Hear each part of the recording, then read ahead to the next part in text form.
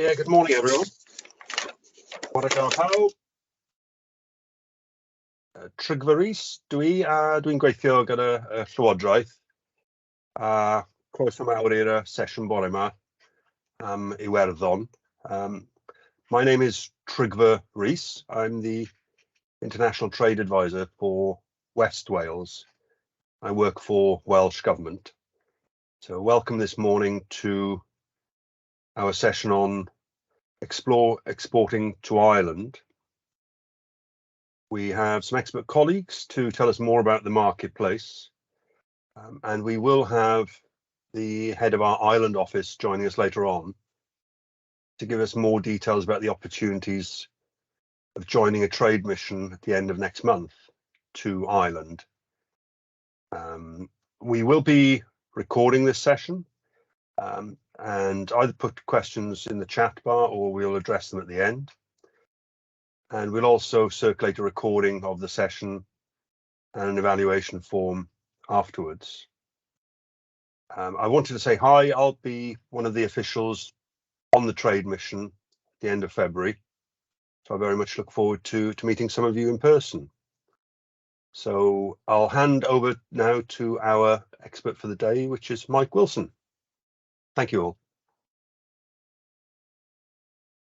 Thank you, Trig. Thank you for the introduction. Good morning, everyone. I hope you're enjoying this lovely weather we're having. So we're going to look at today as Ireland as an export destination.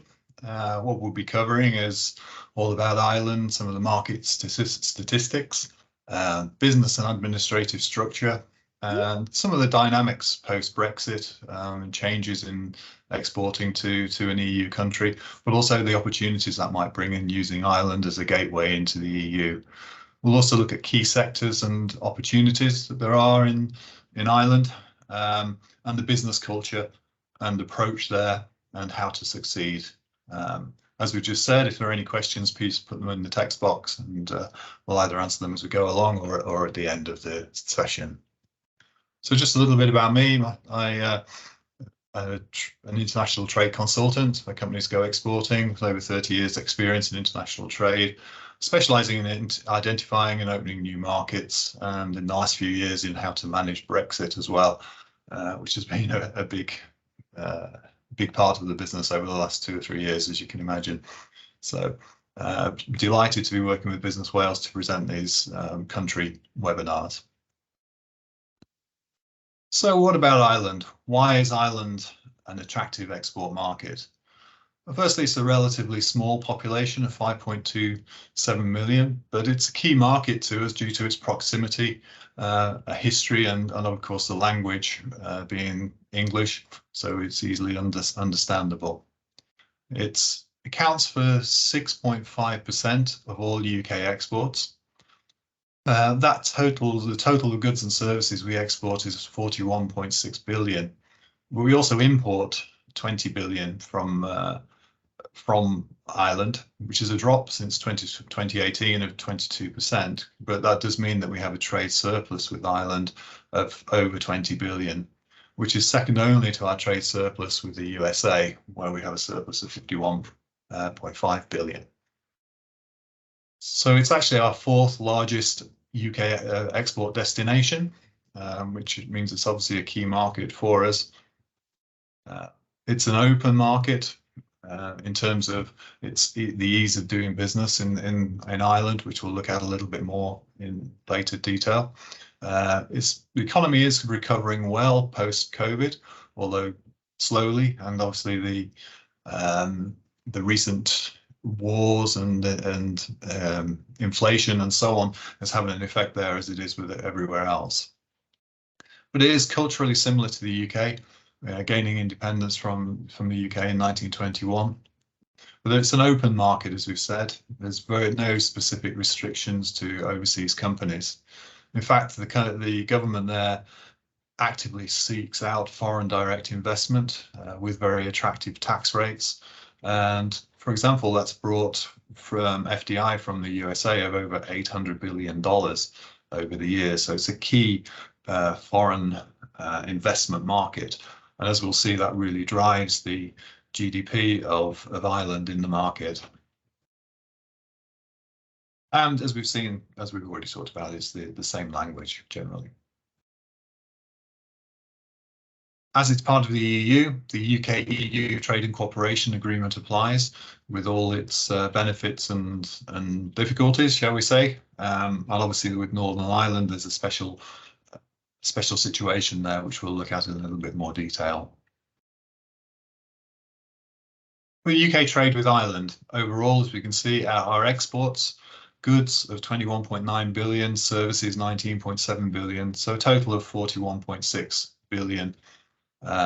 Which is about 6.8%, 6.5% in total of our exports, total exports from the UK. Our imports from Ireland amount to 20 billion, with services at 6.5 and goods at 13.9.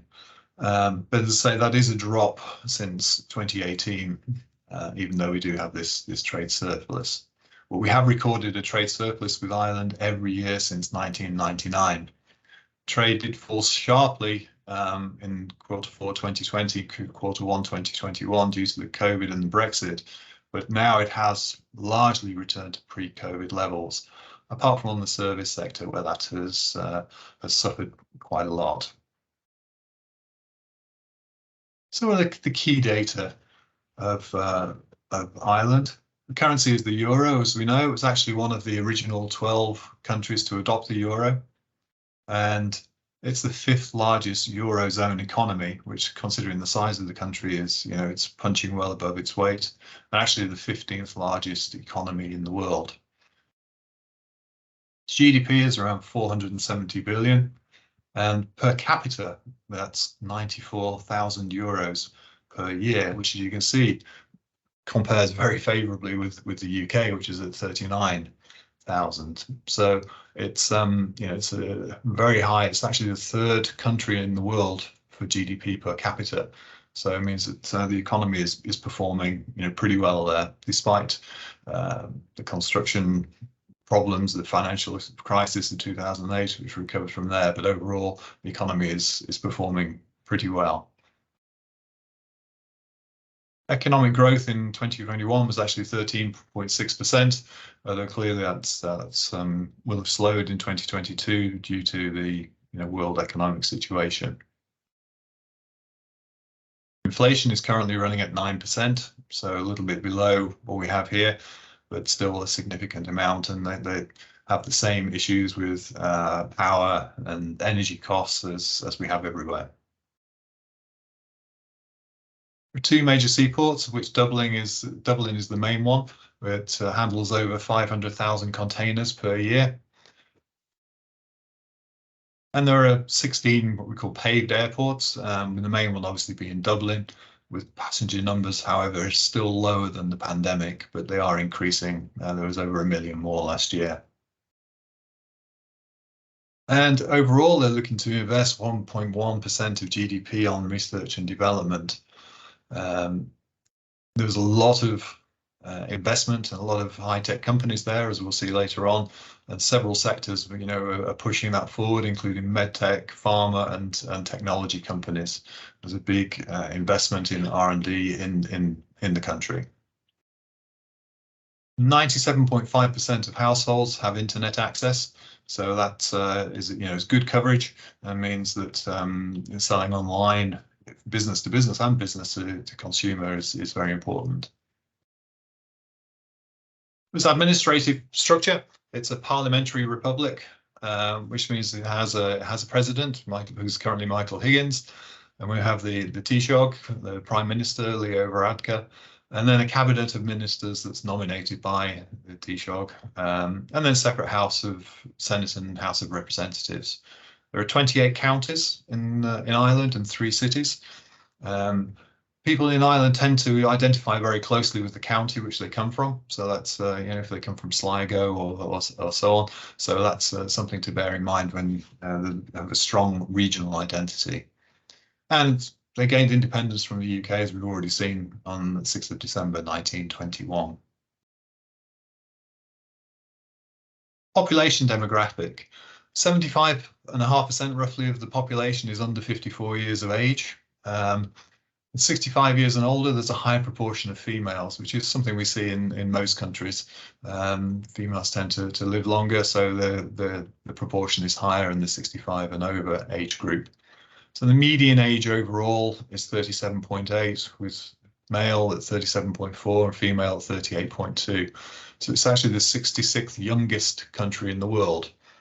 Its population growth is around 0.94%, which makes it 100th in the world for population growth. And that does mean that the population is aging, so that health and social care are a key government focus, as they are in most Western countries. So with the aging population, the demands on health and social care are increasing. The highest population densities are in the east, around Dublin. And around 65% almost of the population lives in urban settings, with Dublin being the largest at 1.27 million.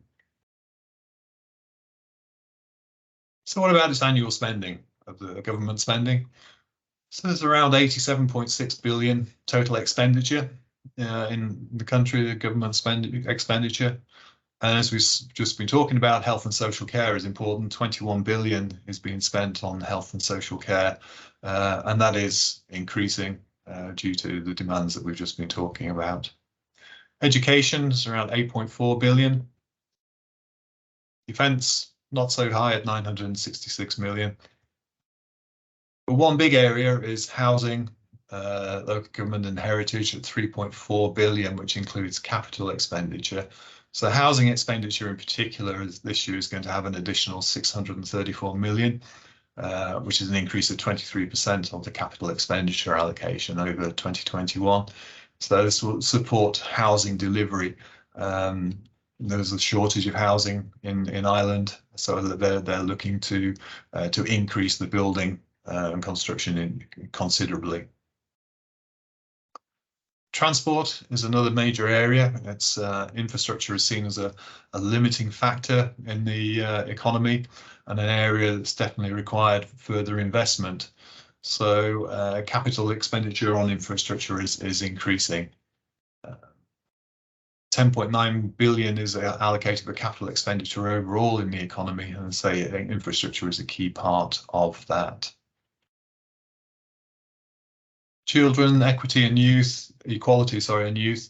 There's an additional 78 million going into childcare. So anyone that's involved in that sector, that's an area which is having extra investment. And finally, they, out of interest, they put down here that there's 1.1 billion in a Brexit adjustment reserve fund, and that's there to provide support and counter the adverse economic, social, territorial, and where appropriate environmental consequences of our withdrawal from the European Union. It's quite interesting that they have such a big reserve fund for that, to try and smooth the way there for local businesses and people from the population. But of course, there is this special relationship, special situation with Northern Ireland, which is part of the UK, where there's a 310-mile land border across the island of Ireland between north and the south. It's obviously very politically sensitive, even to this day, but it's a key relationship, both politically and economically. There's still ongoing discussions. Brexit has definitely heightened the tensions and the difficulties in trade between the UK and Ireland, although, as we'll see, Northern Ireland has benefited from the changes. The border does remain open and unrestricted, but that is down to the Northern Ireland Protocol, which is one of the most contentious elements of Brexit. Which effectively puts the border in the Irish Sea. Ireland is treated virtually as part of the EU, and there's free movement of goods between Northern Ireland and Southern Ireland, and effectively a border between mainland UK and Northern Ireland, where you have to fill out customs documentation to send your goods to Northern Ireland, and maybe incur duties if you can't prove that the goods are going to stay in Northern Ireland So there is certainly a lot of changes that have happened since Brexit in dealing between Northern Ireland and Southern Ireland. But 40% of Northern Ireland exports go to Ireland. So as you can see, it's a key market for the UK in terms of Northern Ireland. And 36% of Northern Ireland imports actually come from Ireland as well. So it's a key but a contentious area, and one that needs careful consideration. So what are the main products and industries in Ireland? Well, if we look at the primary industries covers agriculture, mining, forestry and fishing. That's obviously dependent on Ireland's natural resources, which are quite abundant in many areas. And it's 5% of the country's GDP. Of that, agriculture is just 1%, which can be a bit of a surprise, because we often think of Ireland as an agriculture-led country, but as you can see, it's just 1%, although 8% of all employment is in these primary industries throughout the country. Agricultural products include dairy, milk products, barley, wheat, beef, potatoes, pork, oats and poultry, general agricultural products. So it's very, it's a key sector for the economy. They do have export of high value dairy brands such as Greencore and Kerry, for example, which you will have heard of in the UK.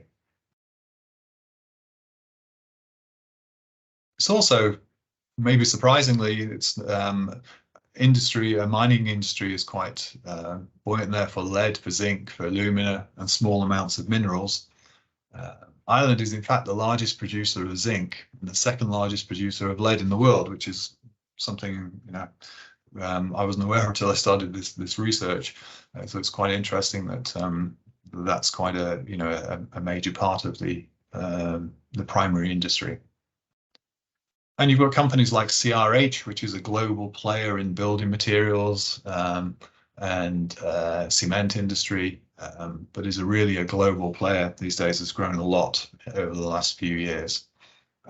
It's one of the key companies that you could look to deal with. But moving away from the primary industries, there are really two economies that are discussed in Ireland. That's the multinational market and the domestic market. As we saw earlier, there's been a lot of foreign direct investment into the country, and that means that multinationals actually generate a lot of the GDP of the country. The GDP growth is driven by multinationals. So, for example, in Q3 2022, GDP was up 2.3%. But gross national product, so just the not taking out multinational companies, actually fell by 2.2%. And this is a consistent trend that multinationals are, an increasingly important part of the Irish economy and the generation of GDP. Fortunately, the multinationals are being encouraged and are increasingly investing outside of Dublin, so that's helping to balance the economic growth across the country. But as I say, it's our impression multinationals are a key element of the economy. And which areas are they in? So if we look at the first one of the key ones is pharmaceuticals. There are actually around 120 foreign pharmaceutical companies that have plants in Ireland, which is a huge amount, including 9 of the 10 largest in the world. So it's definitely a key market for the largest pharmaceuticals. They are the largest net exporter of pharmaceuticals in the world. So they're certainly exporting a lot more than they're importing in terms of pharmaceuticals themselves. But production of pharmaceuticals and research and development are key markets. It employs over 50,000 people in this sector. So that's obviously a key market, in a population that is of only 5.27 million. And the exports are worth around 60 billion per year to the country. So it's pharmaceuticals is a key market, and if there are any companies out there that are supplying into that sector, then it's definitely one that would be worth looking at. Another sector which may not immediately come to mind when we think about Ireland is commercial aviation. Yes, we'd think about Ryanair. They're one of the largest airlines, of course, in Europe, and based in Ireland. And so, everyone's heard of them. But one of the things we may not realise is Ireland is also one of the leaders in aircraft leasing. It's a big industry there. It employs 1,200 people, which is not so large, but they're managing over 100 billion in aeroplane assets, which actually is around 40% of the worldwide fleet, which when you think about it is a huge investment for such a small country, but that's where a lot of the companies, in fact 14 of the top 15 aircraft lessors by fleet size are actually located within Ireland. So anyone again that's involved in that industry may find that it's a good area to look at. Moving on, medical technology is again a very important area, as we've already looked at. The research and development sector is very big. MedTech and research sector was over 100 companies and employs around 25,000 people in this sector, and generates around 9.4 billion of annual revenues to the economy. Next, we look at information and technology. Ireland's actually ranked #1 for digital infrastructure and digital intensity in Europe, and #2 for online connectivity. So they put a lot of investment into the digital side of business. So it's among the leaders in global digitalization for that reason, and it attracts a lot of companies, a lot of leading tech companies because of that. The ICT sector alone employs 35,000 people. A lot of ICT is around Dublin area, but not exclusively. There are other areas. We'll look later at some of the regions where different clusters of industries are. The sector is attracted by a highly educated and talented workforce, which is also open to immigration of skilled workers. So there's a high immigration level into Ireland. But information technology is generating 35 billion in annual turnover, annual revenues into the economy. So, and you'll recognise some of the famous names which have operations there. Sometimes their European headquarters are based there. Over 200 ICT companies, including the likes of Facebook, Google, eBay, Amazon, LinkedIn, Twitter, PayPal, our household names, Microsoft. So all the major companies have some setup there, and in a lot of cases it will be their sort of European headquarters. So it's a key sector for the economy, and a key one to consider if you're involved in those kind of industries at all.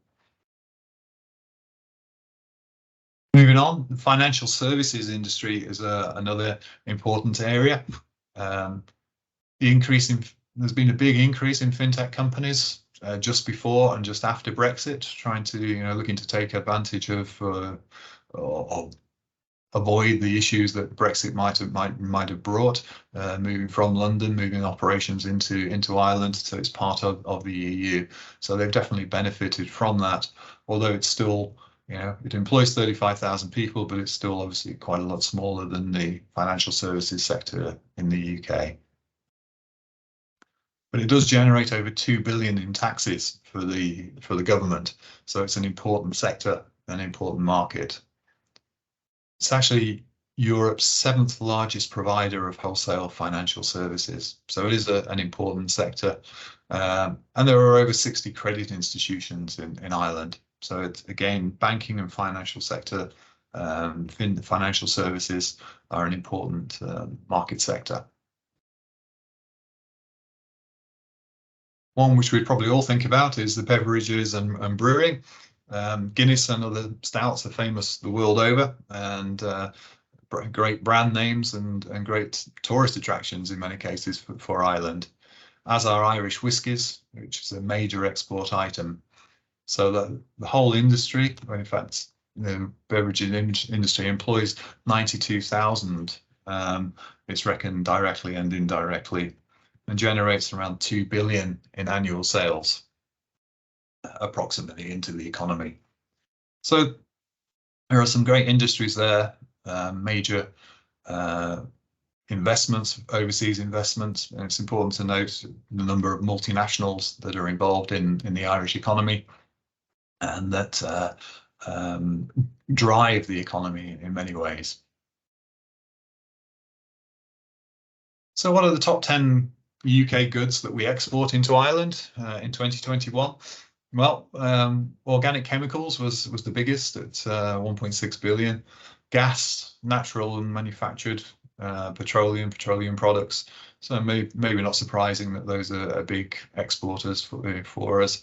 Medicinal and pharmaceutical products, we've just seen that that's a key sector in the Irish economy.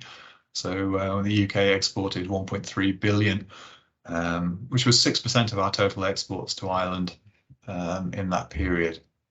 Manufactured articles 1.1, office and automatic data processing machines, and other key areas we've seen. There's a lot of high-tech companies there. Electric machinery, appliances, and transformers, for example, is another area. Road vehicles, we'd expect, I guess, that we would sell a number of vehicles to there, 0.7 billion. Metal and essential oils, perfume materials, and toilet preparations. So again, that's another big export area for us. But between 2017 and 2019, the growth in exports was around 8% per annum. But 2020, it fell back by 1.1%. That last year, 2020, well, in 2021, there was a small increase of around 0.1%. So the UK is the biggest exporter to Ireland, but Northern Ireland accounted for 15% of all UK goods exports to Ireland in 2021, which amounted to around 3.1 billion. So that relationship between Northern Ireland and Southern Ireland is obviously a big benefit to the UK as a whole in terms of the exports that go into there. Food and live animals accounted for around a third of Northern Ireland's goods exports to the Republic of Ireland. Overall, Wales exports were 1.7 billion in goods in 2021. But generally speaking, Brexit has had a significant effect, reducing the exports from the UK mainland to Ireland. But conversely, since Brexit, exports from Northern Ireland to Ireland have actually more than doubled. So again, we can see that special relationship, that Northern Ireland Protocol is working for Northern Ireland, but not necessarily for Wales or for UK mainland. So what do we import from Ireland? Again, organic chemicals, meat and meat preparations, medicinal and pharmaceutical products. We already saw what a big area that was for the Irish economy, and how many major pharmaceutical companies there are in the market there. Dairy products and bird eggs, essential oils and perfumes, and so on. A lot of the similar items that we see that we're exporting, we're actually importing from there as well, but some different ones, obviously, with the dairy product and the meat preparations, the cereals and cereal preparations, and so on. So it's the export, or our imports from Ireland, fell during the pandemic and post-Brexit, but they are now increasing again. But Northern Ireland again accounted for about a fifth of UK goods imports from the Republic of Ireland, and that's around 2.8 billion. Again, food and live animals accounted for just over a third of Northern Ireland's imports from the Republic of Ireland. But the UK is Ireland's second largest export market after the USA. So again, that special bond, that special relationship is there, that closeness and interdependence there is there. What about services? And services exports is is, you know, a big section. As we've seen, it's around 50% or so of exports to Ireland. So other business services is the biggest. It's 12.8 billion. You know, that includes things like legal, accounting, advertising, research and development, architectural engineering, other professional services like go exporting. I guess we have a number of Irish customers, so we provide services there, and technical services that are provided into the market. So other business services, there's a lot of business being done with Ireland. That's around 65% of the total service exports. Financial services, 3.5 billion. Around 18%, just under of total exports. But as we've seen, the financial services sector in Ireland has grown since Brexit. So some of that is shifting back to the local economy. Telecoms, computer and information services, another big one. Transportation, travel, you can see there's some big ones. Their intellectual property is a big service that's provided by UK companies to Ireland, and the insurance and pension market is a big one as well.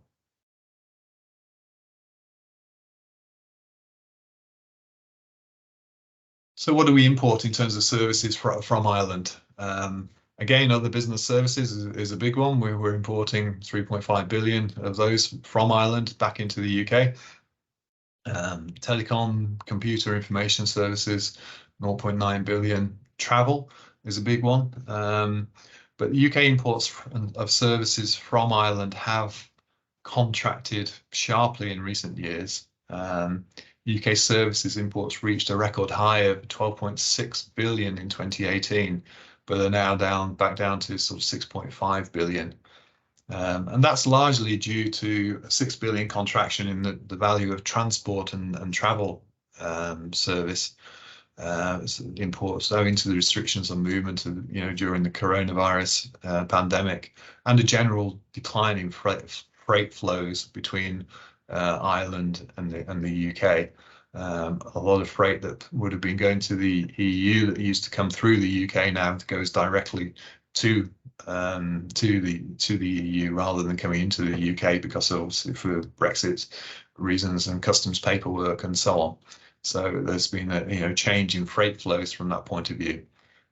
So there's been a big reduction in the amount of services that we actually import from Ireland since 2021.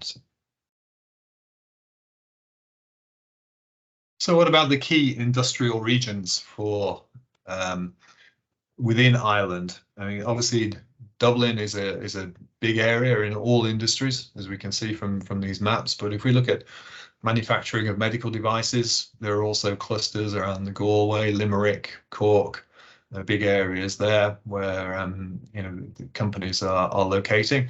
Tend to try and locate or are being attracted by incentives to cluster in certain areas, or by expertise in certain areas in terms of the workforce and the research and development facilities and so on.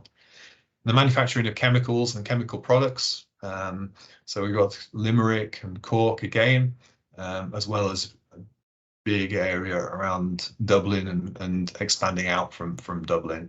So that's a critical area for that sector. Textiles tends to be more in the east, around the Dublin area, as well as going up into Northern Ireland. But in terms of the Republic of Ireland, it's more around the sort of Dublin area. The manufacture of pharmaceutical products, as we've seen, that's a huge sector. So we can see a big concentration around Dublin, but also around the sort of, just touching on to Waterford, and also the sort of Cork area is a big area again for these pharmaceutical companies. Multinational companies have moved into that area. Computer programming, consultancy and software. Again, Dublin area is the biggest for there, as you can see, spreading out from Dublin, with another cluster around Cork. But when we look at the manufacture of food products, as we would expect, that's more general across the whole of the Republic of Ireland. It's a big in most areas. It's a very, you know, agricultural country. But then we have this Midwest technical tech cluster, as it's called, by the IDA Island. And as you can see there, there's some big names that have invested in that area, from Limerick up to Tipperary and so on. County Clare moving into a little bit. So key names like Dell, Intel, Microchip, Daktronics, and so on. Some, you know, big names in the tech industries are in that area, clustered into that area. So again, it's attracting that foreign direct investment and the employment that's in that area.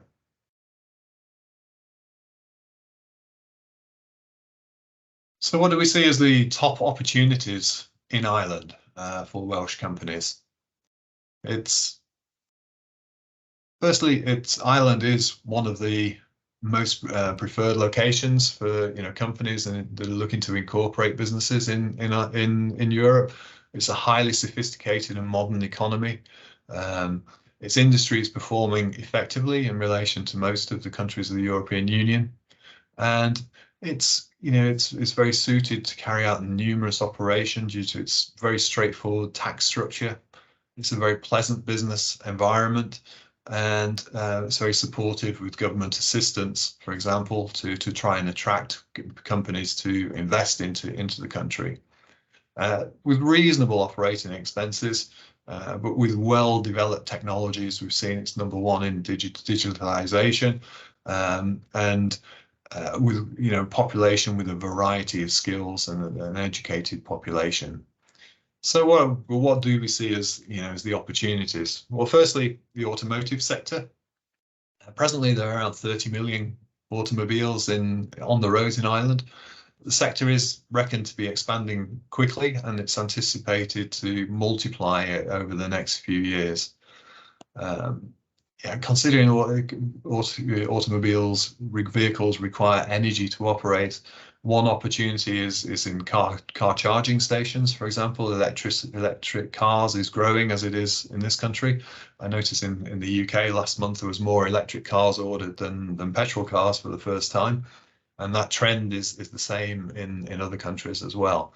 So anything to do with providing car charging facilities, service stations, etc., but also the suppliers for tires, rubber, automotive parts, for example.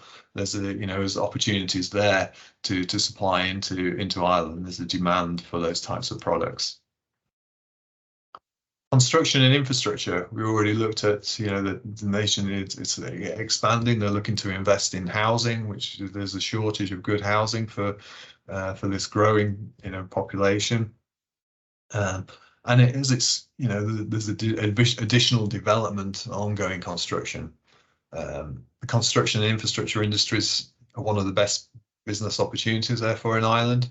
There's a demand for more homes, more residential space across all segments, for transport systems. The commercial market is also there, and the key drivers for the construction business. The Irish construction market, you know, companies were hit very hard by the 2008 financial crisis. They have recovered, but there's a big demand now. It's a growing demand, which may not be able to be all fulfilled by Irish companies. So the Irish government, for example, has unveiled a Project Ireland 2040, they call it, which is a 116 billion euro plan aiming to guide Ireland's development over the next 20 years.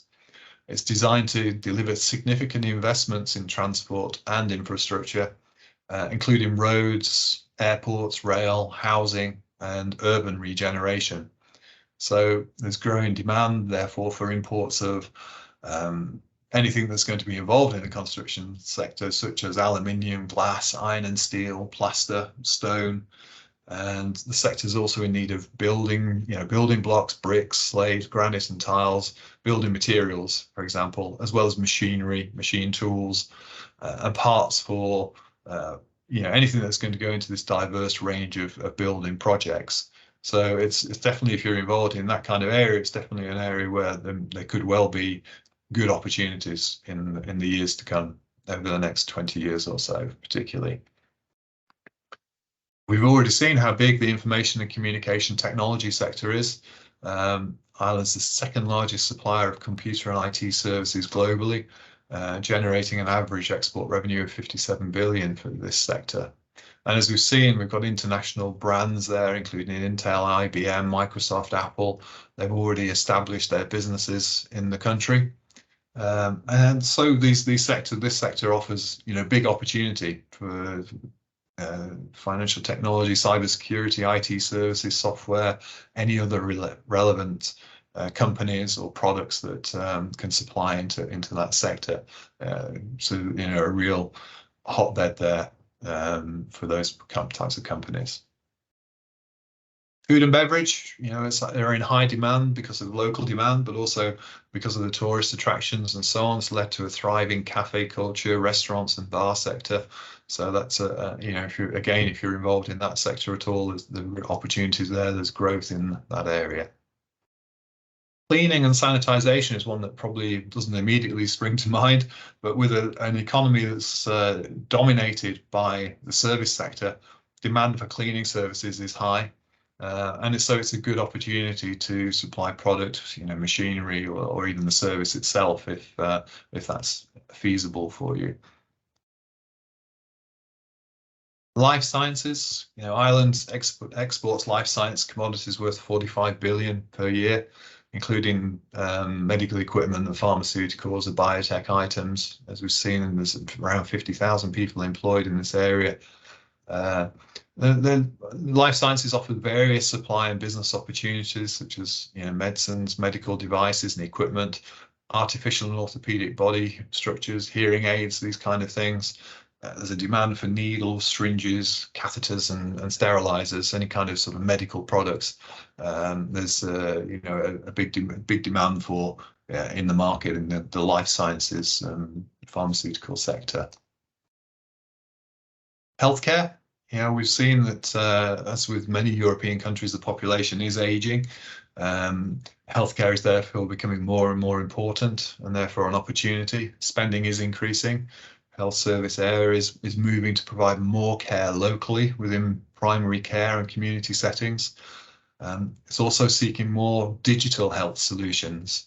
So it plans to do 80% of its business with SMEs with a centralized procurement. So again, that's a good opportunity for smaller companies to get into this sector. And UK companies can also focus on private sector facilities such as hospitals and nursing homes and so on. But there is this increased investment, increased spending on the healthcare sector, which is very important for opportunity. Agri-tech. As we've seen, agriculture sector does play a vital role in Ireland's economy, turnover around 26 billion annually. There are over 137,000 farms in Ireland, and the land is used primarily for grass-based beef production, dairy, sheep and pig production, as we've seen, in crops. Welsh companies could meet the demand in the Irish market for new agricultural technologies. The agriculture industry in Ireland is using an advanced system that focuses on high yields and efficient methods. So it's always interested in new technologies to improve efficiency. Agricultural machinery, farm management software, grass management, dairy technology, amongst products and services that they're amongst the products and services that are in demand. Resource usage is critically important in terms of water, in terms of the carbon footprint and land usage. So increasingly, Ireland is moving towards sustainable production of quality food. So Welsh expertise and technologies aimed at improved resource usage would do well in the Irish market. Another growing sector is offshore wind, and this could well provide a good opportunity for anyone involved in this sector.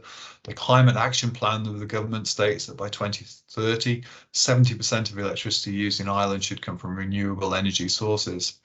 Offshore wind is set to play a key role in that, but the Irish supply chain for the offshore wind industry is still in the development stages.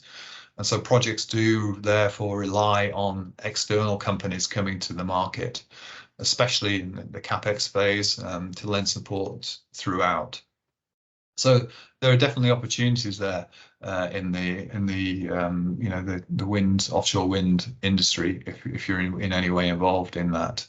But in general, in the supply chain, there are opportunities available to enter the supply chain of Irish-based manufacturers in various sectors, such as pharmaceuticals and medical technologies. We've seen the ICT. Companies do import goods and materials to be used in their production processes, and so there are opportunities to be added to supplier lists. So a lot of good areas to target within the Irish economy. What about the business culture in Ireland? The business language is English, so that's always a good start for us. Generally English. Irish is spoken in some very remote areas, but you know, on the whole, English is the main language. The Irish do view themselves as modern Europeans, so that's how they want to be viewed, not as an old culture, but as modern Europeans, very much part of the EU. It is generally a relaxed approach. As we all know, the Irish very relaxed nature. They're very polite, but also very welcoming. They like to have visitors and welcome overseas guests. And they make every effort not to offend, which is the key. So they won't say something necessarily directly to your face, but so you need to listen very carefully and understand what is being said and what's not being said in a business situation. And they won't be rushed. Don't rush the Irish is a phrase that's commonly used. They'll make their own mind up in their own time, so you can't rush them, and it may take a little bit of time to come to a decision. But they are very flexible and they're great at improvising. So it's it's a very sort of dynamic business situation from that point of view. Planning and strategies can be short term. It's particularly important to keep this in mind when doing business, in Ireland, as knowing how their preference of how they plan things will help you focus on their specific needs and how to deal with them.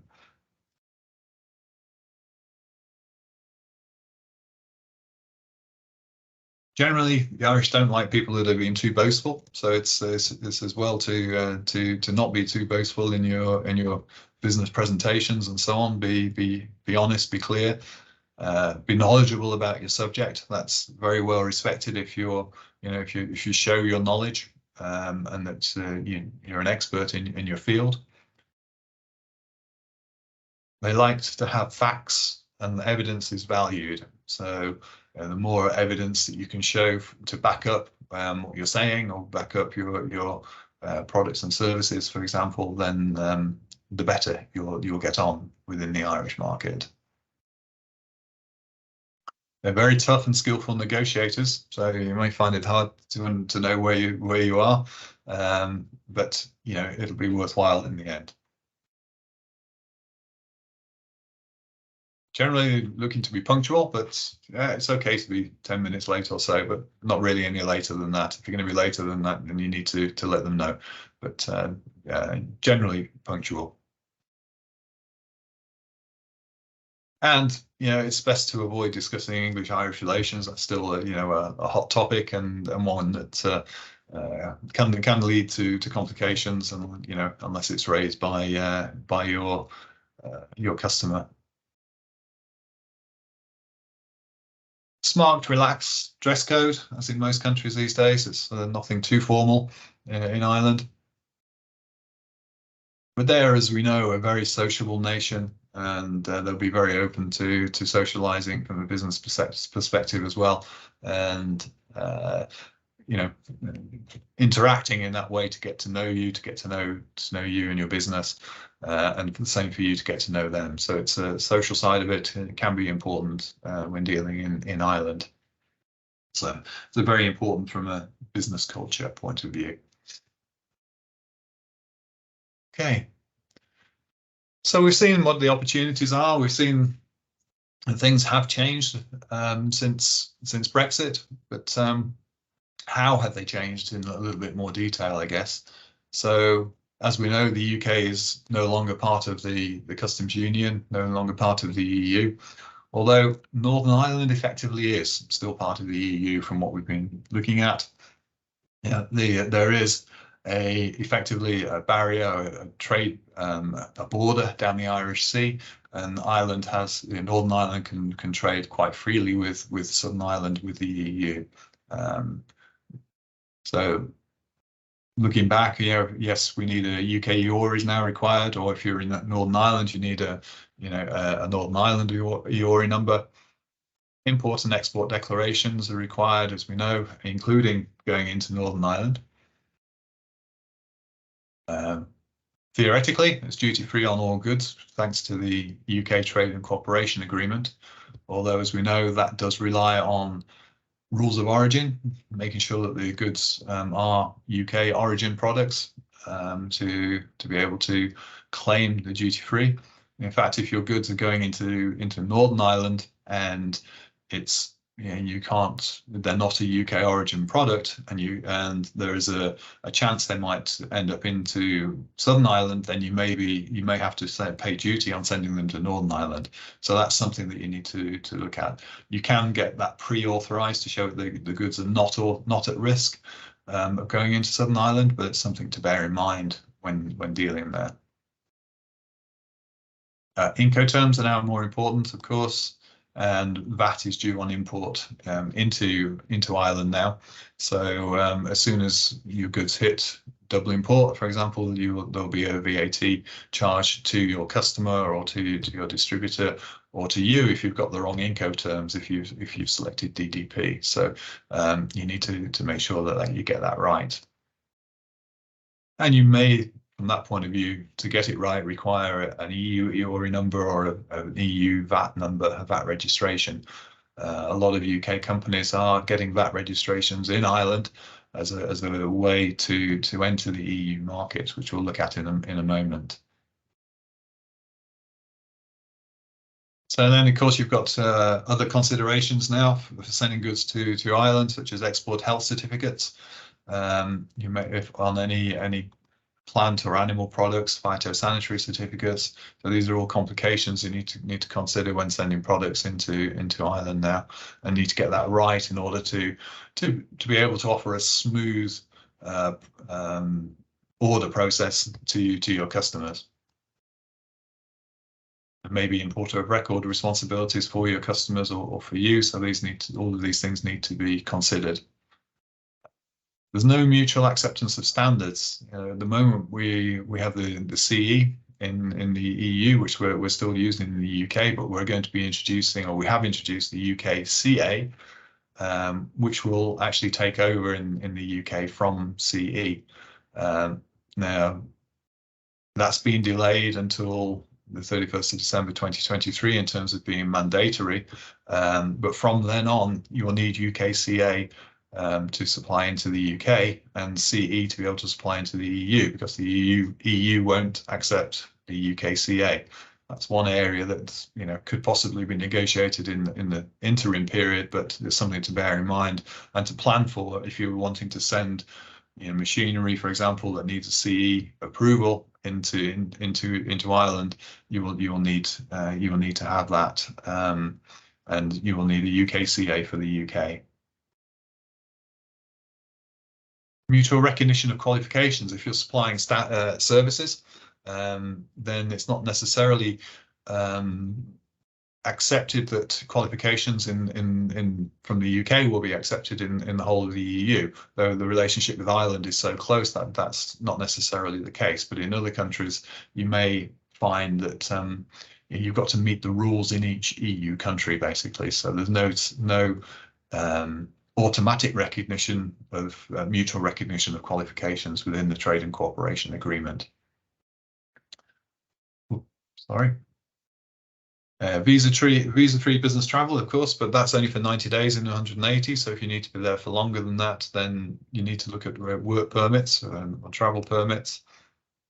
And if you're sending a service engineer from the UK to Ireland now, you may well need to have a work permit or a visa for them to be able to go there, rather than because they're actually carrying out work within the country. If you're visiting just to do a sales call, for example, to generate business, then that's no problem. You can just go visa free for up to 90 days in 180. But if you're going there to actually work, then you need to check the rules to make sure that your service engineers won't require a work permit.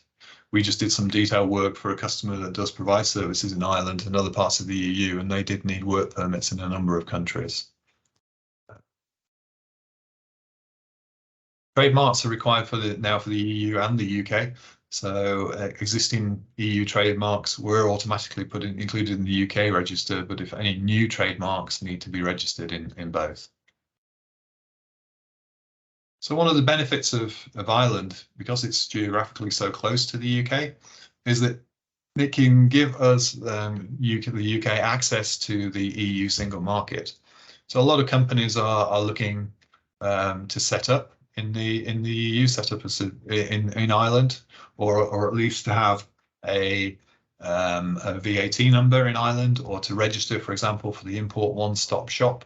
If you're selling consignments to consumers up to 150 euros, then registering for the one-stop shop in Ireland is a good place to. A lot of companies are doing that, so that because it's easier with the language, makes it an easier process. It's very close geographically, of course, so you can ship into Ireland, and then it can be shipped directly into the EU from there. Although it's obviously adding another leg in transport. It's the same language, which is a clear benefit that makes it much easier to deal there. And as we've said, many businesses import into Ireland and then distribute to the rest of the EU. So that's a growing trend, a growing way of overcoming some of the Brexit restraint, shall we say. And as a country, it's very open to foreign direct investment, as we've seen, 800 billion from the US over the years. So it's very open and an economy driven by foreign multinationals. So if you were looking to set up a subsidiary in the EU, then Ireland is one option, a key option, a nice option to look at because of close culturally and language-wise, geographically, and so on, but still giving you the access to the EU market. As we said, it's culturally very similar.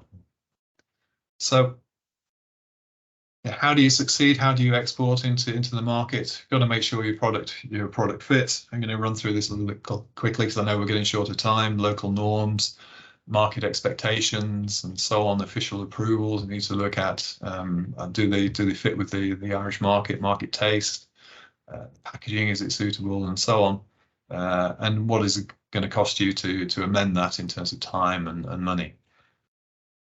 And what value do you bring to the market? It's important to look at that. It's different in an export market than it is in your home market. There may be different perceived value from the customer, so you need to build your value proposition. Your unique selling propositions may be different there. May be different to the UK. And you need to be driven by the market. You need to consider that and take into account market expectations. And of course, we all want to avoid competing on price. Routes to market. Again, this is general stuff, so we'll just go through it quickly. You can send direct to customers, local commercial agents, important distributors, or you can, both of your biggest customers. That's important to take that into consideration and require effort to do that. It's important to get the contract right. And another option is to look at a representative or a branch office, which is effectively a part of the same legal entity as in the UK, but gives you the option to be able to have a location there, to employ people there, to have a local VAT number and so on, by having a representative branch without going to the full extent of a subsidiary there. But a full subsidiary, as we've seen, Ireland is very open to direct investment, so it's a good option.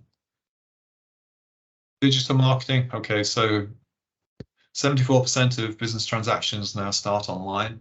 That's for business to business, and business to business buyers are 57% down the path to a buying decision before they even contact a business. So it's important that your online presence is key. But there are different channels, and marketing into different countries means you need to target those countries. It's not just going to come from your general UK marketing. So there are things that you need to do to target your SEO, for example, and your digital marketing strategies. And that's something we do a lot of for ourselves and for clients. That was a summary. Ireland is a very attractive export market. It's an affluent population, only 5.27 million, but as we've seen, there's a high per capita GDP per capita. It's had some setbacks, but it is generally a growing economy, a buoyant economy, very easy for doing business. And there are several key sectors, as we've seen, with a lot of foreign investment coming into the market. English language is spoken, which is a key advantage for us, and it can be used as a gateway to the EU, and that's an important consideration. And its close proximity to the UK. So thank you very much. I hope that was useful. I'm going to hand over now to Ian, who's going to introduce the market visit that's going to be done to Ireland next month, I think. Oh, brilliant. Thanks very much for that. Yeah, just to really introduce myself. So Ian Quick, I'm the country manager for the Welsh Government in Ireland, based in Dublin. We've got a very small team there, just 3 of us there in Dublin, and we've got quite a wide remit there, but very much to support Welsh exporters, identify opportunities in the island market, and to provide ongoing support where that's possible. So as mentioned there, we've got a trade mission coming up in March. Very keen to see a strong number of Welsh companies realise the opportunities in the Irish market, and it's something that we are planning for kind of on a daily basis at the moment, really. So we work with a number of different stakeholders in Ireland. So we work with a range of different sector organisations, some of the different sectors that have been mentioned already. We work with the Chambers of Commerce as well to facilitate the right introductions, work with a range of distributors, agents as well, on Welsh and British companies that are looking to access the market, and we work with the other kind of embassies as well. One point I'd just pick up on as well was that gateway to the EU. We are seeing a number of companies now looking at opportunities near shore in Ireland, and then obviously opening up that access to wider Europe exports from that side. It's an area that we're exploring on both sides at the moment, but we are seeing different opportunities in sectors on that side of things. So yeah, very much just an introduction. Share my contact details as well, working with Tryggva and the team back in Wales, but we're hoping to work with a strong number of the companies coming over, ensure you're kind of well prepared for the market. It's very open in Ireland to work with Welsh companies. There's a very strong relationship there as well, and pleased to kind of make those introductions and connections, and then also follow up as well, that when you return post mission, that those connections are kept warm, that we can, from a government point of view, ensure that they're maintained, and we can follow up in that sense. So very pleased to join the webinar today, and look forward to seeing as many as you can out in Ireland in a few weeks' time. Thank you. Very good. Thank you. Yeah, hi all. So it's Tryggva Rees. I spoke earlier to open the session. So great thanks to Mike for his presentation. And please, if you wish to use the link that I've put in the chat to express your interest and join the mission, both myself and Ian and the team here in Wales will help you prepare, but ultimately you've got to look for your own meetings, make your own arrangements for those couple of intensive days prior to what might be quite a grand reception, with maybe some Welsh Minister representation as well. So if you have some needs like getting into other parts of Ireland, you need to travel from Manchester or Bristol. If you need some flexibility on that, please get hold of me and we'll see what arrangements we can make. So thanks very much, and I look forward to seeing you all out there. Thanks all. Thank you, Trigger. Thanks. Thank you.